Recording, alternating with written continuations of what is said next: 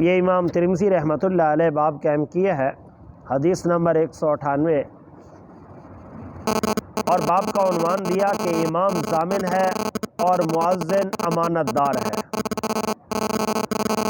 باب کا عنوان دیا کہ امام ضامن ہے اور مؤذن امانت دار ہے، اس لیے کہ یہی الفاظ حدیث پاک کے اندر موجود ہیں۔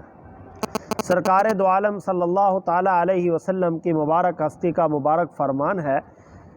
سیدنا حضرت ابو ہریرہ رضی اللہ تعالیٰ عنہ روایت کے راوی ہیں، فرماتے ہیں کہ رسول پاک صلی اللہ تعالیٰ علیہ وسلم نے ارشاد فرمایا کہ الامام ضامن والمؤذن مؤتمن۔ پھر آگے حضور علیہ الصلوۃ والسلام نے دونوں کو دعا بھی فرمائی ہے، اللہم ارشد الائمۃ، اے اللہ علماء کی رہنمائی فرما، اور آگے فرمایا واغفر للمؤذنین، اے اللہ مؤذنین کی مغفرت فرما۔ تو یہاں پر دو باتیں ہیں کہ امام ضامن ہے اور مؤذنین جو ہیں وہ امانت دار ہیں۔ تو اس مسئلے پر کہ امام ضامن ہے تو اس کا مطلب کیا ہے؟ فرمایا امام ضامن ہے اس لیے کہ آپ نے نماز کے اندر اس کے پیچھے جب نیت کر لی تو اب امام ضامن ہے، اس نے ہی پڑھنا ہے۔ امام ضامن ہے اس لیے کہ اس نے پڑھنا ہے، اور اگر آپ اپنے سر منہ پہ لگے رہیں تو پھر امام کس چیز کا ضمانت دار؟ تلاوت تو آپ نے خود ہی کر لی، تو امام کس چیز کا ضامن ہے؟ فرمایا نہیں، امام ضامن ہے کہ آپ اس کے پیچھے خاموشی سے کھڑے رہیں اور ادب و احترام سے سنتے رہیں، امام ضامن ہے۔ آپ نے تلاوت نہیں کرنی، آپ نے تلاوت سننی ہے، امام ضامن ہے۔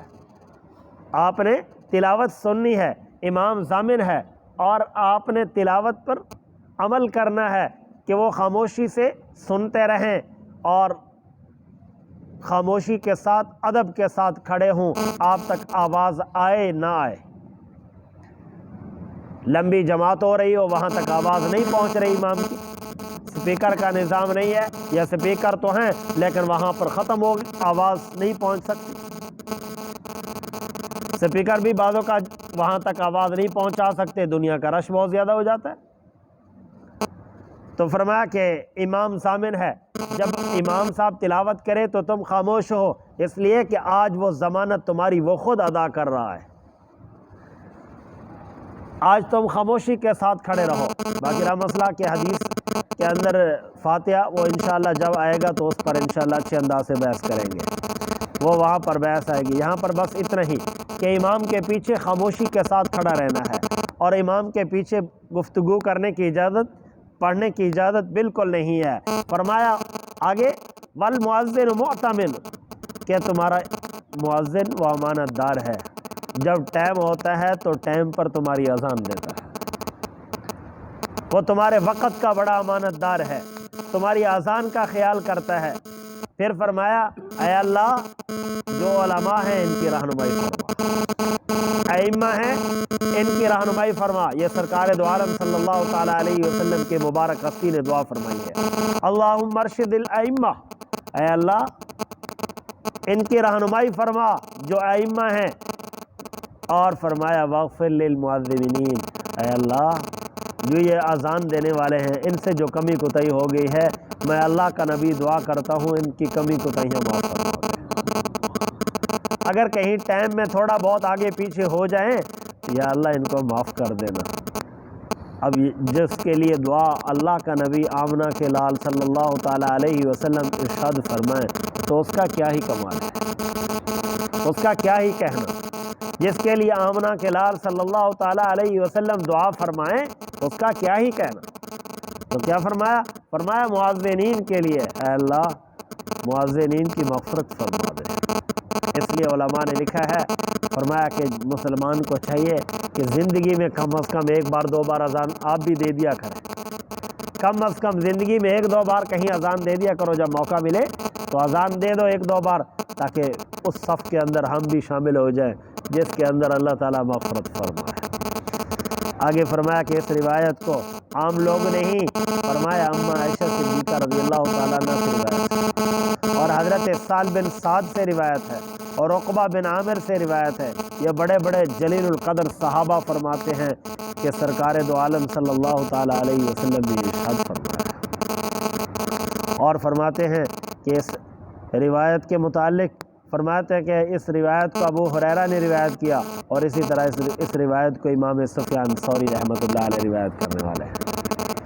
اور امام سفیان ثوری کا میں نے آپ کو اگلے دن مقام بتایا تھا، جنہوں نے 60 بار حج کیا ہے، اور ہر ایک بار کیا دعا فرماتے ہیں، اے اللہ اگلی بار میں آؤں گا، اگلی بار میں آؤں گا، لیکن جب 60ویں بار مکمل کر دی تو 61ویں بار آئی تو اس وقت میں یہ جملہ کہنے بھول گیا، تو خود ارشاد فرمایا اب سفیان نہیں آئے گا، فرمایا سفیان نہیں آئے گا۔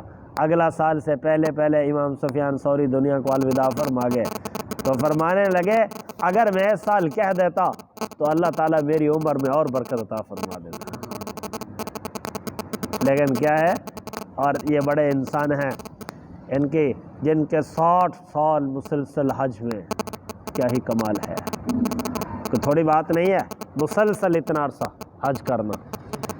سیدنا حضرت امام اعظم ابو حنیفہ رحمۃ اللہ تعالیٰ علیہ، لوگ کہتے ہیں امام اعظم ابو حنیفہ کون ہے؟ امام اعظم ابو حنیفہ وہ ہے جس نے بلوغت سے لے کر وفات تک کوئی حج نہیں چھوڑا۔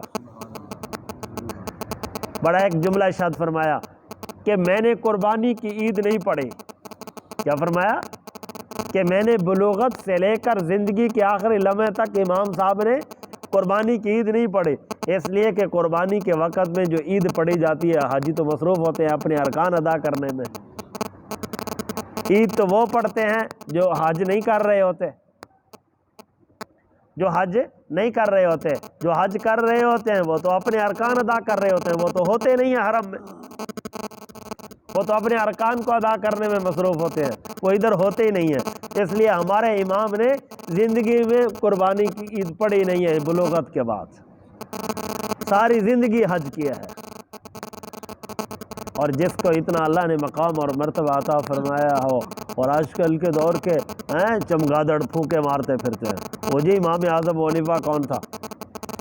امام اعظم ابو حنیفہ وہ تھا کہ جس نے دین کے وہ مسائل تمہارے سامنے کر دیے جو تمہارے دماغ میں بھی نہیں آتے تھے،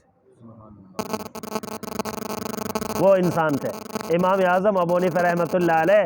اگر نہ ہوتے تو یہ وہابیوں کے ہر گھر میں کیا ہوتا ہے، بھینس کا دودھ ہوتا ہے، ان کو کون بتاتا کہ بھینس حلال ہے کہ حرام ہے؟ اس لیے کہ نہ قرآن میں ثابت ہے نہ حدیث میں ثابت ہے، اس لیے کہ اس زمانے میں نہ مکے میں تھی نہ مدینے میں تھی، نہ اس وقت میں کسی نے آ کر بتایا کہ بھینس بھی ہوتی ہے۔ اور شکر کرو کہ پچھلے سال بیماری آئی اور سارے کے ساری وہ برادری پہلے کہتے تھی اب اس کے ساتھ جی جائز نہیں ہے، جی اس کی قربانی جائز نہیں ہے، پچھلے سال سارے غیر مقلدوں نے قربانی کر دی، پچھلے سال ساروں کے جائز ہو گئے۔ یہ کیا ہے؟ اگر ہمارے امام نہ ہوتے غیر مقلدوں تمہیں کون بتاتا یہ مسئلہ؟ یہ ہمارے امام کا کمال ہے کہ جس نے تمہیں مسائل بتائے۔ ایک بڑی عام مسائل مکھی ہے نا، مکھی یہ کتنی باریک ہے، اس کے بارے میں حدیث کے الفاظ آ گئے۔ سرکار دو عالم صلی اللہ تعالیٰ علیہ وسلم نے ارشاد فرمایا جب تمہارے کھانے پینے کی اشیاء کے اندر یہ چلی جائے تو اس کو ڈبو دو، فرمایا کہ اس کے 2 پر ہیں، دونوں پروں میں سے ایک میں بیماری ہے ایک میں شفا ہے، یہ اس کی عادت ہے بیماری والا پر نیچے کر دیتی ہے، اس کو ڈبو دیا کرو پھر بیماری اور شفا دونوں برابر ہو جائیں گے۔ اب اگر مچھر چلا جائے تو اس کے بارے میں کیا ہے؟ نہ حدیث کچھ کہتی ہے نہ اللہ کا قرآن کہتا ہے کچھ، تو غیر مقلدوں کے پانی میں چلا جائے تو یہ کدھر جائیں گے؟ اب ان سے پوچھنا چاہیے کہ پانی کو میں چلا جائے تو پانی کو گرا دیں یا پی لیں، دودھ میں چلا جائے تو دودھ پی لیں گرا دیں، اور وہ کہیں کہ گرا دیں تو ان کو کہو بھائی حدیث دکھاؤ۔ مچھر ہے عام سی چیز ہے، یہ ہو جاتا ہے، اب چلا جائے اس کو دکھا، قرآن دکھا۔ اب نہ قرآن سے ثابت ہے نہ حدیث سے ثابت ہے کہ کیا کرنا ہے۔ اچھا وہ کہے کہ جی پی لو، ان کو کہو حدیث اور قرآن دکھاؤ۔ یہ تو چھوٹی سی چیز ہے مچھر، اس کو باہر نہیں نکال سکو گے تو بھینس تو بڑی دور کی بات ہے، وہ بھینس تو بہت بڑی ہے، یہ مچھر کو پہلے نکالو، یہ حرام ہے کہ حلال ہو گیا دودھ؟ اگر حرام ہے تو حدیث دکھا، اور اگر حلال ہے تو حدیث دکھا یا قرآن مجید پیش کر۔ قیامت آ سکتی ہے، اس کا جواب غیر مقلد نہیں دے گا، قیامت تک نہیں دیں گے۔ ہمارے امام فرماتے ہیں کہ اس کو ڈبونا نہیں، نکال دینا ہے۔ انہوں نے پھر علت بتائی، فرمایا کہ ہم نے دیکھا کہ مکھی کے اندر بہنے والا خون نہیں ہے، مکھی کا پر کاٹ لو خون نہیں نکلے گا، اس کی ٹانگیں کاٹ لو خون نہیں بہے گا، بہنے والا خون نہیں ہے۔ یہی علت مچھر کے اندر پائی گئی کہ مچھر کی ٹانگ کاٹ لو، اس کے اندر بہنے والا خون نہیں ہے، اور اس کے پر کاٹو اور اس کے اندر بہنے والا خون نہیں ہے۔ لیکن اس کے بارے میں حدیث آ گئی، نص آ گئی ہے۔ مکھی کے بارے میں، مچھر کے بارے میں نص نہیں ہے، لہٰذا جس حال میں بھی ہے باہر پھینکو اور پاک ہے۔ اور مچھر تو زیادہ آ جاتے ہیں، مچھر تو زیادہ آ جاتے ہیں، اور خصوصاً ان علاقوں میں تو مچھر کی بہت آتا ہے۔ اور عجیب مسئلہ ہے، جن علاقوں میں غیر مقلد زیادہ ہیں ان علاقوں میں مچھر بھی زیادہ ہے۔ ادھر جاؤ ان علاقوں میں نہ غیر مقلد ہے نہ ادھر مچھر ہے، تو کیا ہے جن علاقوں میں ہے تو ان سے پوچھو بھی کیا کرنا ہے، اب حدیث دکھاؤ، قرآن دکھاؤ۔ نہ قرآن میں آیا ہے نہ حدیث میں آیا ہے، اب کیا کریں گے؟ ہمارے تو دو اصول ہی نہیں ہیں، ہمارے نزدیک تو 4 اصول ہیں۔ ہم قیاس کو مانتے ہیں، ہم اجماع صحابہ کو مانتے ہیں، اجماع امت کو مانتے ہیں۔ جس مسئلے پر اجماع امت ہو گیا ہم اس مسئلے کو مانتے ہیں، اور وہ تو 2 اصول مانتے ہیں، دوسرے سے تیسرا نہیں ہے۔ اس لیے ان کو چاہیے ہمارے ائمہ کا شکریہ ادا کیا کریں، ہمارے ائمہ کا شکریہ ادا کیا کریں۔ اگر ہمارے ائمہ نہ ہوتے تو کیا کرتے؟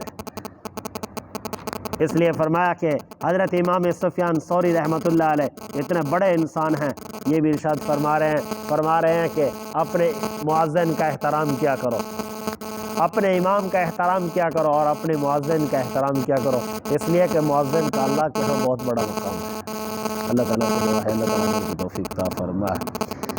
حضرت ابو ہریرہ رضی اللہ تعالیٰ عنہ سے روایت ہے، رسول پاک صلی اللہ تعالیٰ علیہ وسلم کا ارشاد گرامی ہے، فرمایا الامام ضامن، امام ضامن ہے اور مؤذن امانت دار ہے۔